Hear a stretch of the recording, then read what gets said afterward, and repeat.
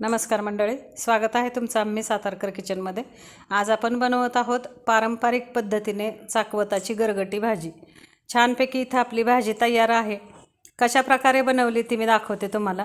इथं आपण चाकवत घेतलेला आहे, एक जुडी चाकवताची भाजी घेतलेली आहे। बऱ्याच लोकांना जशी करडईची भाजी माहीत नाही तशी चाकवताच्या भाजीची माहिती नाही आहे मंडळी। आणि ती भाजी अशा प्रकारे असते, अशी तिची पानं असतात आणि अशा प्रकारे ती भाजी असते। बऱ्याच प्रमाणात आता हिवाळ्यामध्ये ही भाजी बाजारामध्ये येते, तर मला वाटतं ह्या भाजीची गरगटी भाजी खूप छान लागते। आणि अशा प्रकारे आपण गरगटी भाजी जर बनवली तर सुंदर चवीची भाजी होते ही। इथं मी दाखवते कशा प्रकारे आपण ही भाजी साफ करून घ्यायची।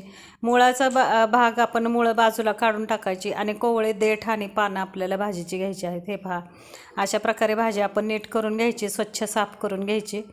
हे पहा, अगदी कोवळे देठ पण आपल्याला घ्यायचे आहेत, कारण आपण गरगटी भाजी बनवतो आहे ही। तर ज्यावेळेस आपण गरगटी भाजी बनवतो त्यावेळेस त्याच्या पूर्ण देठामध्ये भरपूर चव असते भाजीच्या। तर अशा प्रकारे भाजी आपण साफ करून घेतलेली आहे। आता ही भाजी आपण मिठाच्या पाण्यामध्ये स्वच्छ धुवून घेणार आहे।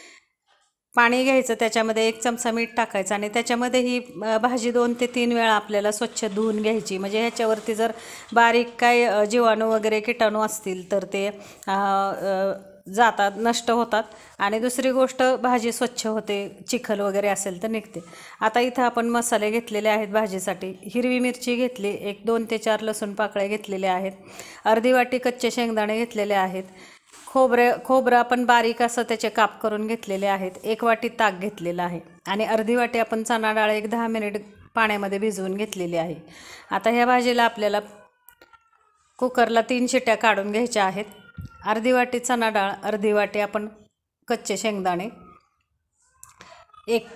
7 ते 8 लसूण पाकळ्या आणि 3 ते 4 हिरव्या मिरच्या घेतलेल्या आहेत। आता इथं मिरची तुम्हाला कशा प्रमाणात घ्यायची त्या प्रमाणात तुम्ही घेऊ शकता। अगदी हिरवी मिरची नाही वापरली तरी आपण फोडणीला लाल मिरची पावडर वापरली तरी चालते। पातळ असे खोबऱ्याचे काप करून घ्यायचे। खोबरंही ऑप्शनल आहे मंडळी, आवडत असेल तर घ्या, पण जेव्हा गरगटी भाजी आपण खातो त्या भाजीमध्ये ह्या खोबऱ्याची चव खूप छान लागते। आणि आता हे अशा प्रकारे आपल्याला थोडंसं पाणी टाकून 3 शिट्ट्या करून घ्यायच्या आहेत। हे पहा, जर आता तुम्हाला कुकरला शिजवायची नसेल ही भाजी तर तुम्ही गरम पाण्यामध्ये 7 ते 8 मिनिटासाठी ही भाजी उकळून घेऊ शकता। पण कुकरला जर आपण शिट्ट्या करून घेतल्या तर भाजी छान गाळ शिजली जाते, त्याच्यामध्ये शेंगदाणे खोबरं पण छान शिजलं जातं आणि जी चणा डाळ आहे तीही छान शिजली जाते। 3 शिट्ट्यामध्ये आपली भाजी अशी छान मस्तपैकी शिजलेली आहे। आता ह्याच्यामध्ये आपण 1-2 चमचे बेसन पीठ टाकूया। बेसन पिठाने ह्या भाजीला एक संगपणा येतो, अगदी छान अशी एकसारखी भाजी होते। हे पहा, दाट भाजी होते आपली। आणि आपण जे ताकाचा वापर करणार आहे ते ताक आपलं फुटत नाही जेव्हा आपण भाजी उकळून घेतो। आता रवीच्या साह्याने ही भाजी आपण घोटून घेऊया, छान अशी घोटून घ्यायची आपल्याला। जर हे पहा, विस्कर असेल तर विस्करच्या साह्याने, रवीच्या साह्याने किंवा चमच्याच्या साह्याने आपल्याला ही भाजी घोटून घ्यायची आहे। 1 वाटी जे आपण ताक घेतलेलं आहे, ताजं ताक आहे मंडळी, हे ताक आपण भाजीमध्ये घालूया। जर इथं ताक नसेल तर तुम्ही दह्याचा वापर करू शकता। साधारण थोडंसं आंबट असावं, कारण ही भाजी आंबट छान लागते। आंबट, खारट आणि तिखट चवीची भाजी सुंदर लागते ही। खलबत्त्यामध्ये आपण 4 ते 5 लसूण पाकळ्या, 1-2 हिरव्या मिरच्या आणि जिरं घेतलेलं आहे आणि ह्याचा ठेचा आपण करून घ्यायचा। एकदम बारीक ठेचा नाही, मिडियम असं ठेचून घ्यायचं आहे आपल्याला। लसूण आणि हे मिरची ठेचून घ्यायची। आता आपण भाजी फोडणीला टाकूया। आता इथं आपण जे दही घालतो मंडळी, ताक घालतो, त्याच्याऐवजी तुम्ही दही घालू शकता। दह्याचं थोडंसं पाणी टाकून ताकासारखं स्लरी करायची आणि ती वापरायची।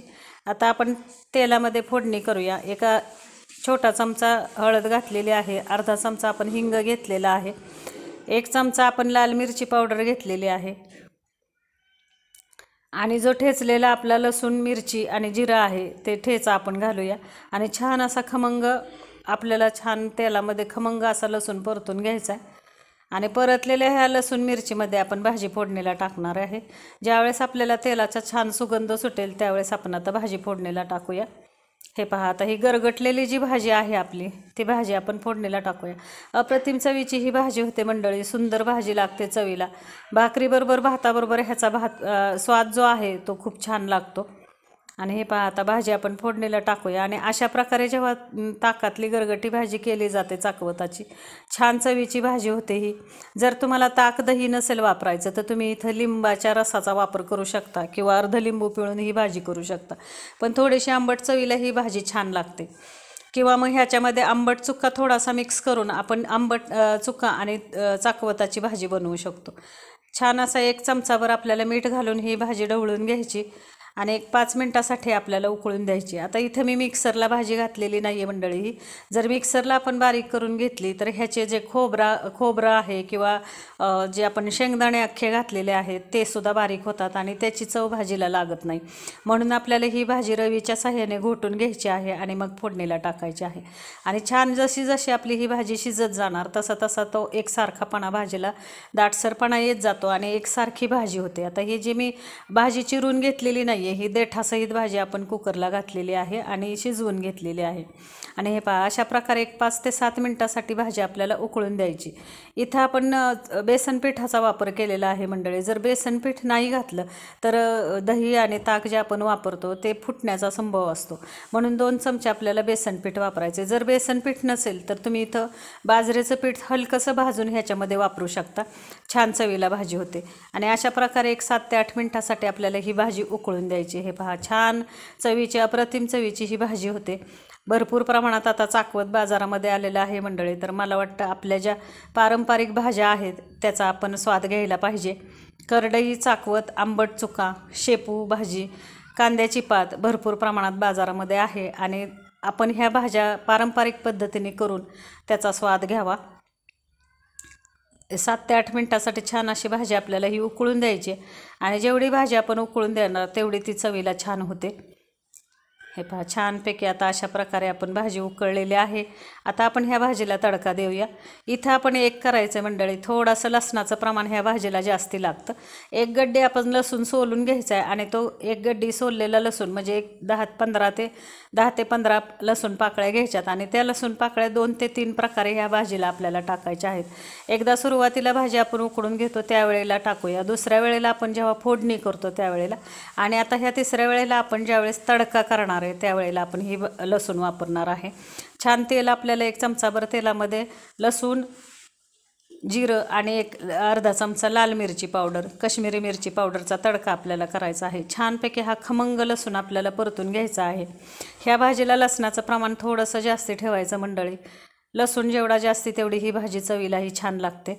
आणि अशा प्रकारे आपण आता तडका करूया. छान असा तडका आपल्याला चरचरीत तडका आपल्या भाजीला बसलेला आहे. दिसायलाही भाजी किती सुंदर दिसते पहा मंडळी. हिरवीगार अप्रतिम चवीची ताकातली ही भाजी होते, सुंदर लागते. जर तुम्हाला हिरवी मिरची नसेल वापरायची तर इथे लाल मिरची पावडरचा वापर करा मंडळी. हे पहा. आणि ताक दही नसेल वापरायचं तर लिंबू वापरू शकता.